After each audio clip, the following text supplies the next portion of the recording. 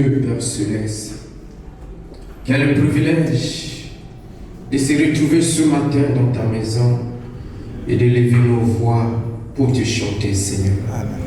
Oh Dieu, beaucoup ont voulu voir ce jour, mais Seigneur, ils n'ont pas eu cette grâce. Si nous sommes ce que nous sommes ce matin, ce n'est pas parce que nous sommes plus importants que les autres, mais c'est la grâce que tu as manifestée ce matin envers nous, et nous te disons merci pour cela. Seigneur, nous te confions la réunion de ce matin, Seigneur. Prends la prééminence de tout ce qui va se passer ici. Seigneur, que de la chair au dernier corps, que tous nous puissions être ravis en esprit dans le lieu céleste en Jésus-Christ. Afin que tout ce qui va se passer ici soit sous le contrôle du Saint-Esprit. Que tous ceux qui sont rentrés ici, peu importe leur état, que personne ne réparte tel qu'il est venu. Que chaque malade ressorte d'ici ayant sa guérison. Que chaque problème trouve la solution. Oui, le Dieu que nous sommes venus adorer, c'est un Dieu réel, un Dieu qui répond aux prières des enfants. Bénis ces moments, Seigneur. Nous remettons tout en tes saintes et divines mains, dans le précieux nom du Seigneur Jésus-Christ. Nous avons ainsi prié et demandé. Amen. Amen. Que Dieu vous bénisse. Amen. Que Dieu vous bénisse. Amen. Que Dieu vous bénisse. Amen. Est-ce que vous êtes content d'être dans sa maison? Amen. Acclamons pour le Seigneur.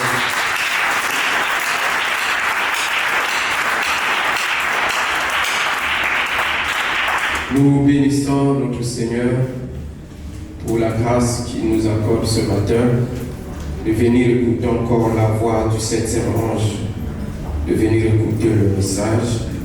Et ce matin, notre cher pasteur, notre prophète, va nous parler sur la délivrance totale.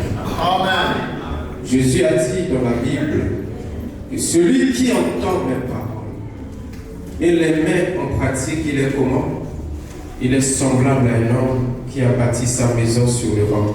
Amen. Peu importe les vents, peu importe les intempéries, cette maison ne peut pas se trôler. Amen. Parce qu'il a entendu et il a obéi. Amen.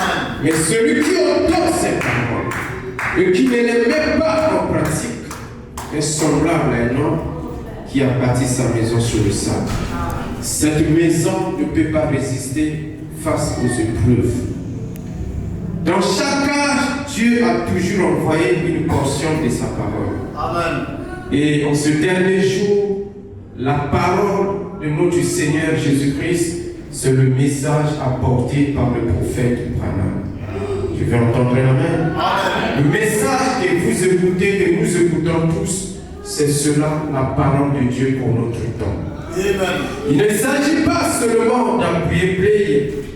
Il ne s'agit pas seulement de goûter les bandes, mais il y a une seconde partie qui suit cela.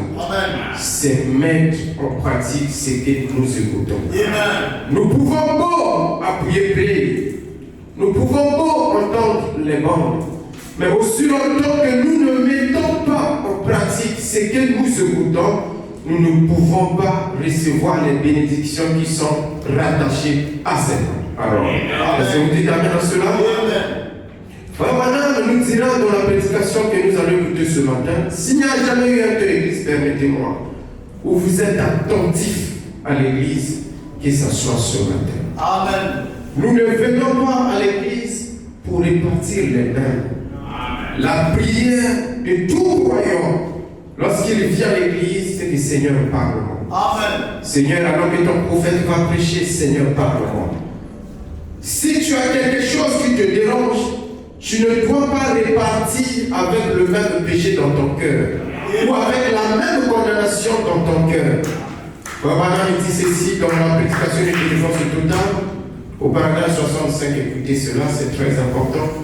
Dit 1 Jean chapitre 5 au verset 21 dit, si notre cœur ne nous condamne pas, nous avons de l'assurance devant Dieu. Mais si notre cœur nous condamne, comment pouvons-nous avoir l'assurance devant Dieu?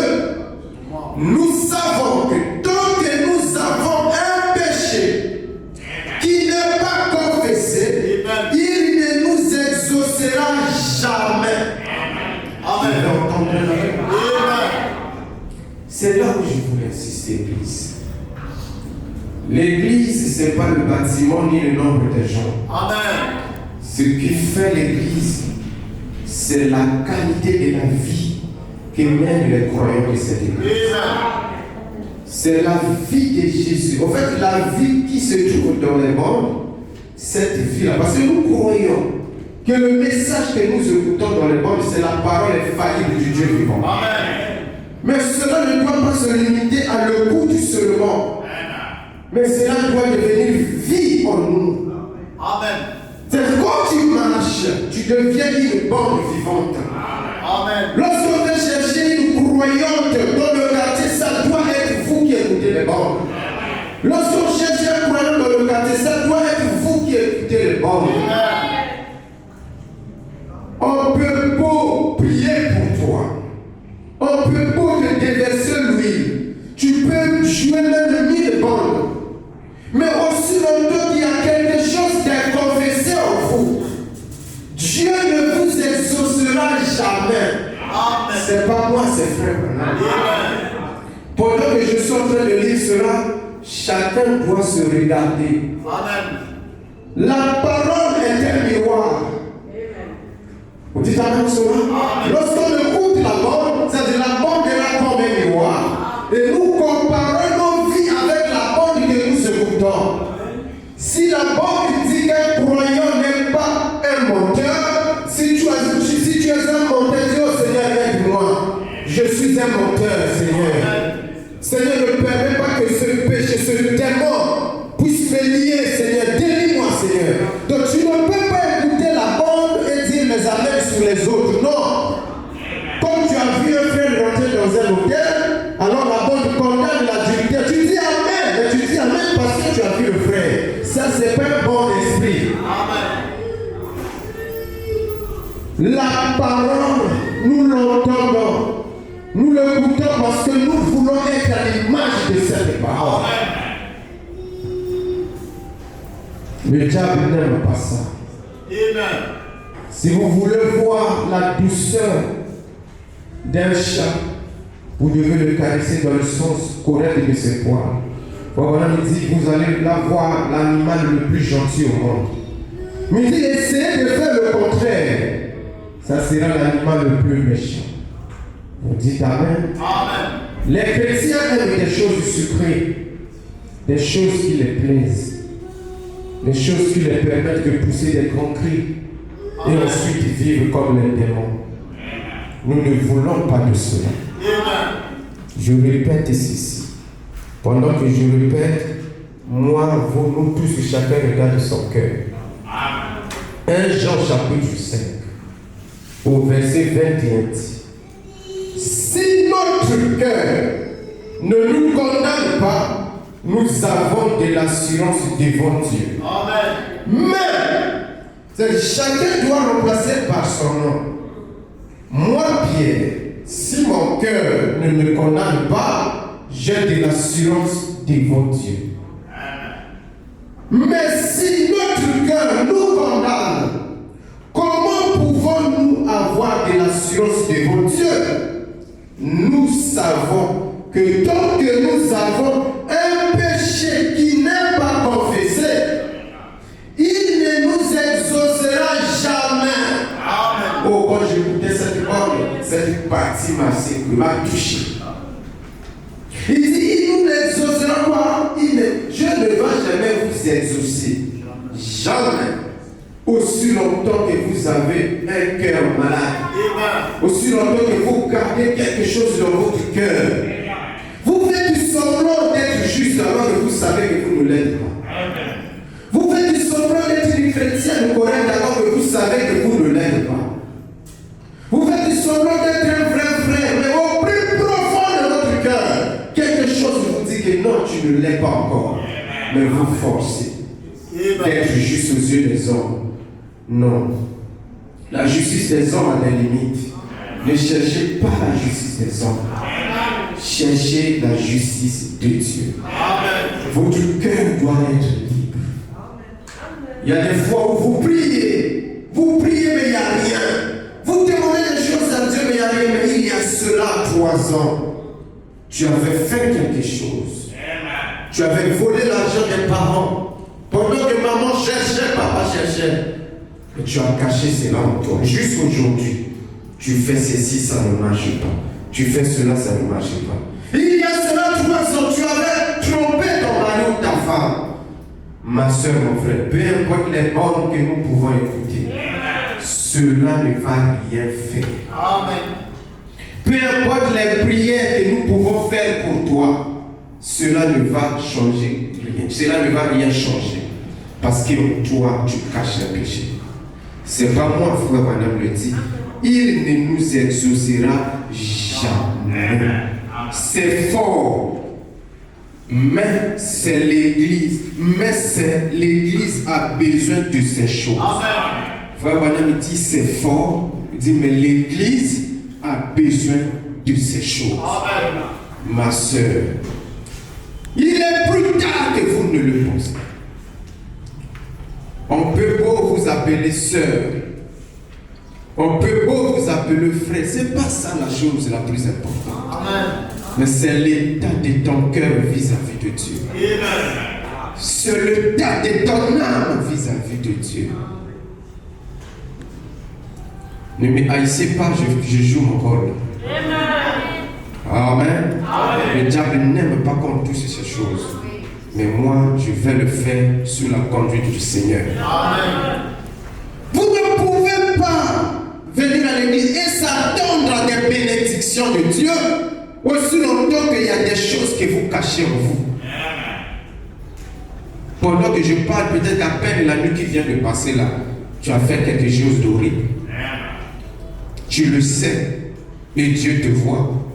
Même si les frères ne peuvent pas te voir, même si les sœurs ne peuvent pas te voir, mais le Dieu de frère Joseph te voit. Amen. Le Dieu de frère Branham t'a vu. Tu peux pas chercher à fuir, ne fuyez pas les hommes. Cherchez à fuir le Seigneur. Cherchez à mettre votre cœur en ordre avec le Seigneur. L'homme, le ciel n'appartient pas à un homme ici. C'est le ciel du Seigneur Jésus-Christ. Amen. Amen. Amen. Le pasteur, le ciel, c'est pour le Seigneur. Si votre cœur vous condamne, vous n'avez pas de l'assurance devant Dieu. Amen. Et si Dieu vous retirait dans cet état, qu'est-ce que vous allez devenir? Amen. Chaque fois que Dieu nous laisse la possibilité de venir écouter le message, cela a une raison d'être. Amen. Cela a une raison d'être. Ne venez pas comme une habitude faire votre devoir religieux, non. Ah, ça fait longtemps que je suis allé à l'église, non, aujourd'hui je dois quand même aller à l'église. Non. On vient à l'église pour une chose. Amen. Être la parole. Devenir le message. Amen. Frère Madame dit dans la prédication adoption, paragraphe 50, première partie, paragraphe 54. C'est là que l'église échoue aujourd'hui dans cette marche. Écoutez, savez-vous que même votre conduite à vous peut empêcher quelqu'un d'autre d'être guéri? Amen. Votre conduite, vos péchés non confessés à vous, les croyants, peut être la cause d'un échec de prière pour cette église. Amen. Vous n'avez pas entendu, hein?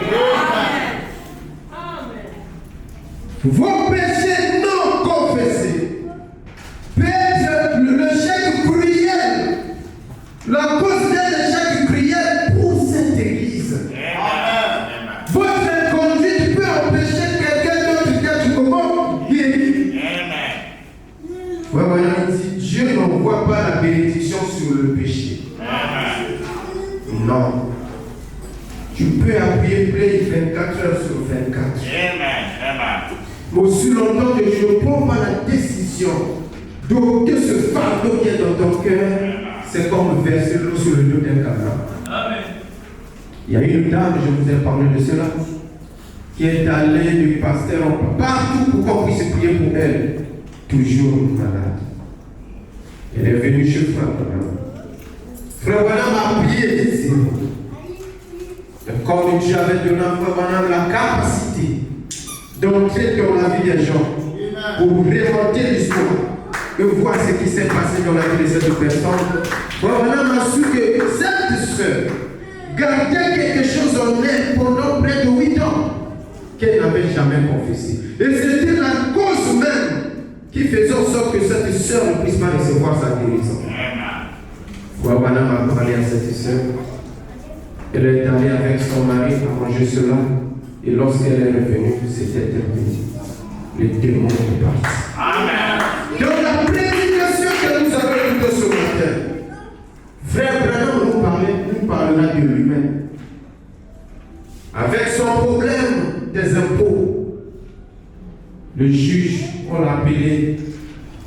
Frère Branham dit à sa femme, dit qu'il était tellement dérangé par ce problème, il dit à sa femme, dis-lui que je ne suis pas là.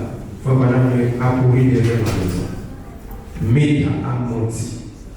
Frère Branham a dit un mensonge. Il a envoyé sa femme à dire un mensonge. Frère Branham, lorsqu'il est revenu, Méda n'était pas tranquille. Il a dit à Frère Branham, est-ce que c'était la bonne manière de faire? Frère Branham a voulu expliquer, mais je n'étais pas là, j'étais derrière la maison. Quelques temps après, il devait aller prier pour un malade, un enfant. Lorsqu'il est allé, pendant qu'il voulait poser ses mains sur lui, Dieu lui dit, n'impose pas tes mains sur cet enfant. Tu viens de dire un mensonge. Frère Branham a laissé le malade. Il est reparti dans son bureau. Frère Branham dit, il a appelé le monsieur. Le monsieur est venu dire, lorsque tu as appelé, j'étais là. J'ai dit un mensonge. Ce monsieur a mis sa main autour de Frère Branham. Il dit, avant, j'avais confiance en toi. Mais maintenant, j'ai plus de confiance en toi. Pourquoi ce monsieur avait plus de confiance? Parce que Frère Branham a réparé son tort. Amen. Ne pensez pas que lorsque vous allez réparer vos torts, on va dire que vous n'êtes plus chrétien. Non. C'est la qualité que Dieu a donnée à ses enfants. Reconnaître les torts. Vous devez reconnaître vos torts. C'est la vertu que Dieu nous a donnée. Ma soeur, nous allons écouter la délivrance totale. Je veux que ça soit notre délivrance totale. Que ce matin, tous nous soyons totalement délivrés. Vraiment, on nous dira que Dieu ne fait pas des dénis chrétiens ou des dénis églises. Non. Les œuvres de Dieu sont complètes. Et les œuvres de Dieu sont parfaites. Dieu ne nous exaucera jamais si nous avons des péchés à confesser. Nous bénissons le Seigneur pour la vision des bandes. Les bandes nous permettent d'écouter Dieu directement. Mais cela devrait nous changer directement aussi. Nous recevons une vie pure. Et cette vie pure doit produire en nous une vie digne de l'évangile. Dieu agit selon les principes. Si tu gardes ça, la clé de la décision est entre tes mains. C'est toi, tu dois décider. Décider à abandonner ce qui n'est pas juste. Vous dites Amen. Frère Branham continue, disait, vos péchés sont confessés à vous. Les croyants peuvent être la cause d'un échec de prière pour cette église.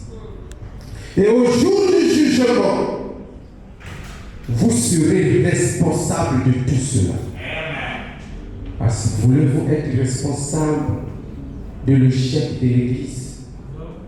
Voulez-vous être responsable de la non-guérison d'une sœur ou d'un frère à cause de ce que vous gardez dans votre cœur? Comment tu perds une sœur et tu gères un païen dans la rue et tu te dis chrétien? Comment tu perds un frère? Vous êtes là. Vous êtes en train de vous dire, c'était mon frère Karam a vu comment? Non, Dieu vous a vu. Dieu vous a vu. Ce n'est pas la jupe qui fera de vous une sœur, ni les robes, mais c'est le Saint-Esprit dans votre cœur qui fera de vous une vraie fille de Dieu, une vraie chrétienne. Regardez vous-même. Vous gardez des choses en vous qui ne sont pas justes. Frère Branham dit, au jour du jugement, vous serez responsable de tout cela. Amen. Oh, vous dites, quelle est la frère Branham? Eh bien, c'est la vérité. Amen. Pensez-y. Josué, après qu'il a traversé dans le pays, Dieu lui a fait la promesse. Pensez un peu, il a combattu pendant une campagne complète, sans perdre un homme, sans même une égratignure, sans qu'il y ait besoin d'une infirmière, ou de premiers soins, ou d'un pansement. Amen. Dieu a dit, le pays t'appartient. Va combattre. Pensez-y, se battre pendant toute une campagne. Il n'y avait pas de croix rouge dans les parages.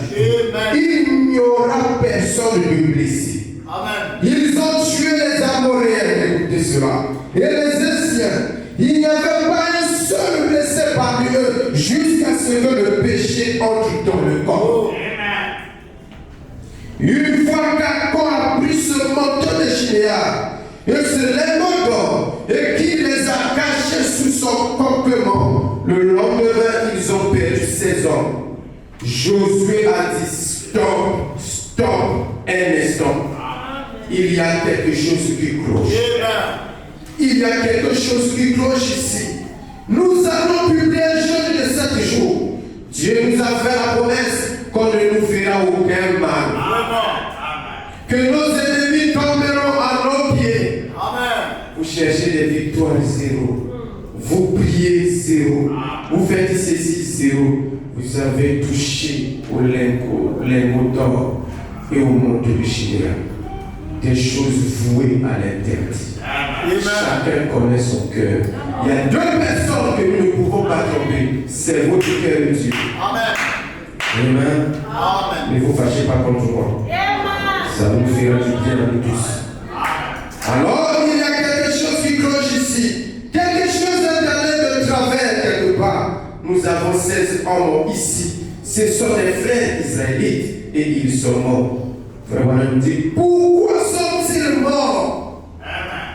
Ces hommes innocents. La pauvre sœur qui vient à l'église, elle a besoin de la consolation, de recevoir la guérison. Mais à cause de ton péché, de ton adultère, de ton impudicité, de ton mensonge, la sœur est malade. Tu es responsable de cela. Elle n'a rien fait, elle est innocente. Il n'a rien fait, mais c'est toi, comme tu fais partie de la communauté, tu empêches aux gens de recevoir leur guérison. Amen. Alléluia. Pourquoi sont-ils morts ces hommes innocents? Parce qu'un homme est sorti du rang. Est-ce que c'était tout Israël qui avait péché? Non. Un homme seulement. Un homme.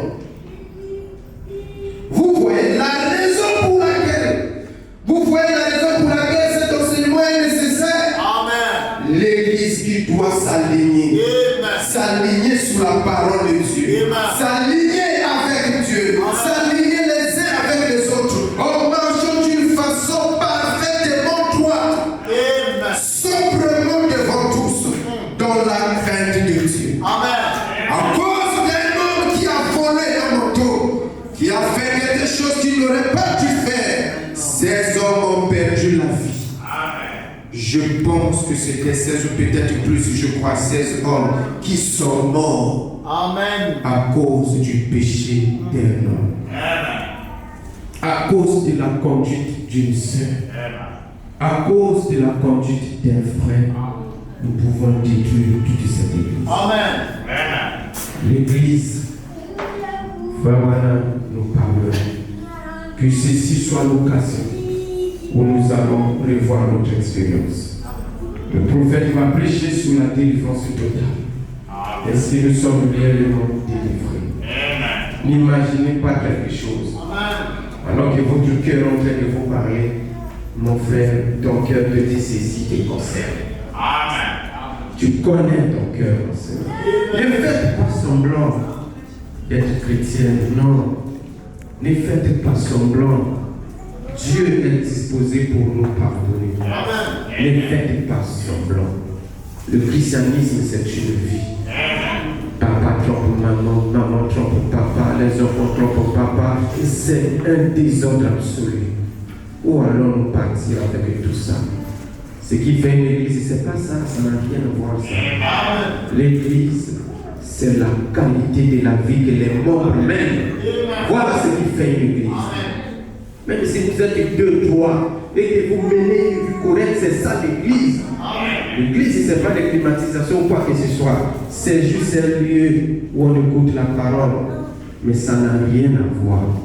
Dieu ne jugera pas l'église par rapport au bâtiment construit. Non! C'est la vie que nous vivons. Que ceci soit une aide pour tout un chacun de nous. Que ceci ouvre longtemps le monde de tout un chacun. Frère Branham lui-même il en dira mieux. Alors qu'il va nous parler, s'il vous plaît, soyez attentifs. Chassez le sommeil qui viendra vous déranger. Du sommeil arrière de moi. Je veux être totalement clean. Que le Seigneur vous bénisse.